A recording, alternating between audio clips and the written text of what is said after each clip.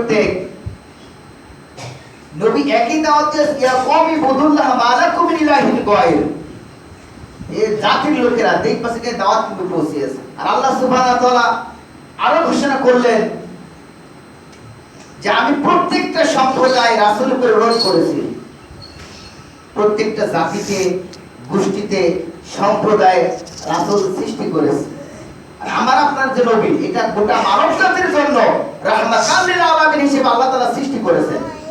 এবং এই সৃষ্টি করে আল্লাহ তাআলা বলেন আমি বুদুল্লাহ, আল্লাহর ইবাদত করতে হবে।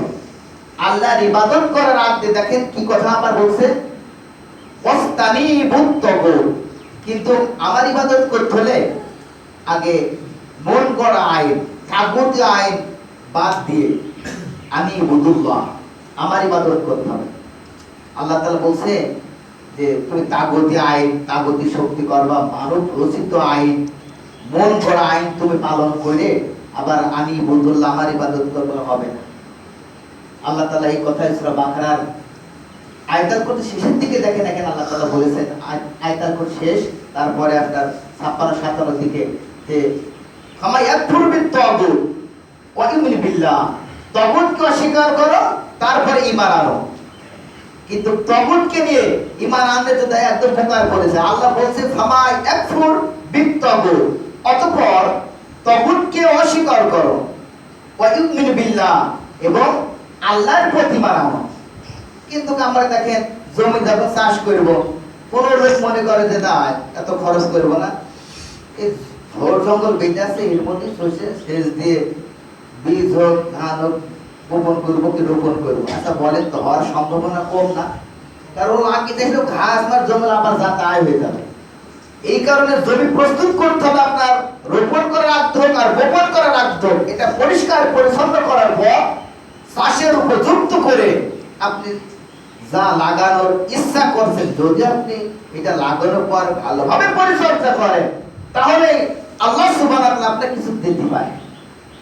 কিন্তু আপনি যদি তাগুতকে নিয়ে আল্লাহর কাছে কিছু চান, হবে না। কারণ আল্লাহই বলে দিয়েছে, দেখেন ফামাই ইয়াকফুর বিত তাগুত ওয়া ইউমিনু বিল্লাহ, তাগুতকে অস্বীকার করে আমার কাছে আসতে হবে, তাহলে আমি তোমাকে নিয়ে নেব।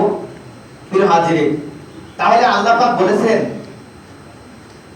যে ব্যবসা করতে হবে। এই ব্যবসায় দেখেন, এই ব্যবসা কি লাভ? কারণ পৃথিবীর মধ্যে যত শ্রেষ্ঠতম কাজ আছে, আল্লাহ জিনা আমানু ওয়া হাজারু ওয়া জিহাদু ফি সাবিলিল্লাহ আজামু দারাজাতুন ইনদাল্লাহ, জিহাদ সংগ্রাম করতে হবে মাল দিয়ে, জান দিয়ে, এই কাজগুলো করলে আজামু দারাজাতুন, সবচেয়ে আমার কাছে শ্রেষ্ঠতম কাজ। ফাউলাইকা হুমুল ফাইজুন, এবং তোমরা হচ্ছে সফল কাম। বলি সুবহানাল্লাহ। প্রিয় হাজির, তাহলে এই কাজগুলো আমাদের করতে হবে।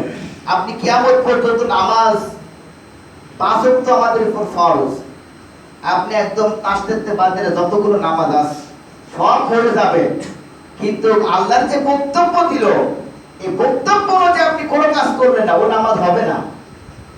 মনে রাখবেন, আন্দোলনের 13 বছর পর কিন্তু আপনার নামাজ এই বিধান ফরজ হচ্ছে। আগে কিন্তু পরিবেশ যদি আপনার পরিষ্কার হয়ে যায়, তাহলে আপনার কষ্ট কম হবে। এখন পরিবেশ ঘোরাতে আপনার পরিষ্কার করার জন্য কাজ করতে হবে, আর এই কাজ করার নাম হচ্ছে ফি সাবিলিল্লাহ। সম্মানিত উপস্থিতি, কারণ আপনি নামাজ পড়বেন, নামাজ আরকান আহকাম 13 ফরজ, শরীর পাক, কাপড় পাক, জায়গা পাক, সতর ঢাকা, কিবলামুখী নিয়ত করা, ওয়াক্ত মতো নামাজ পড়া, এই যে 7টা আপনার আহকাম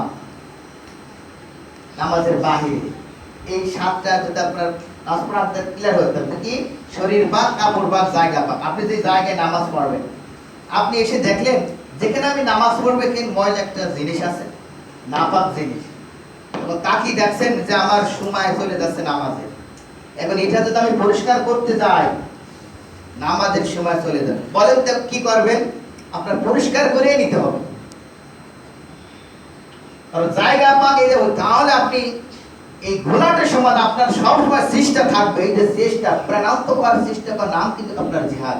আমরা অনেক মনে করি মারামারি, কাটাকাটি মনে হয়, আসলে না। আপনার মন থাকবে যে এই তমাশা ভিত্ত ঘন কাল আদর ঘিরা কি করে পৃথিবী থেকে মানুষের সুন্দর একটি সুশীল সমাজ তাকে উপহার দেওয়া যায়, এর পক্ষে মন মস্তিষ্ক রায় সিদ্ধান্ত সব কিন্তু থাকতে হবে। আপনি নামাজ পড়ছেন আর বলছেন কেন কিছু কব না, দিন কাল ভালো না, এবার দেখে আসলাম রয়েছে তার আস্থা হিসাব বিশেষ। সম্মানিত উপস্থিতি, আপনি যদি আল্লাহর বিধান অনুযায়ী রাসূলের তরিকায়, রাসূল যেই দাওয়াত, যেই মিশন, যে দাওয়াত নিয়ে মানুষের কাছে দাঁড়ে দাঁড়ে গিয়েছে, রাসূল কিন্তু পোলাও করবো উপহার পায়। ও কখনো স্যান্ডেলের বাড়ি, লাঠির আঘাত, পাথরের আঘাত, পাহাড়তে ফেলে দিয়ে শুধু ওই হোক মিল্লালিল্লাহর কাজ করে। রাসূল যদি আজকে নির্যাতিত নিষ্পেষিত হতে পারে, তাহলে আপনি কোথাকার? রাসূল যদি বলতে বাবা শোনো আমি দিন কায়েম করতে যে আমি আসলে শুধু হরিণের গোশ, মশির গোশ, গরুটা এটা দিয়ে অবলম্ব আমার কিছু কই, আপনি করতে পেতেন? কারণ রাসূল আমাদের মডেল, তিনি আমাদের দেখিতে গিয়েছে যে আমি দেখো জেলও খেটেছি, অপবাদও পেয়েছি।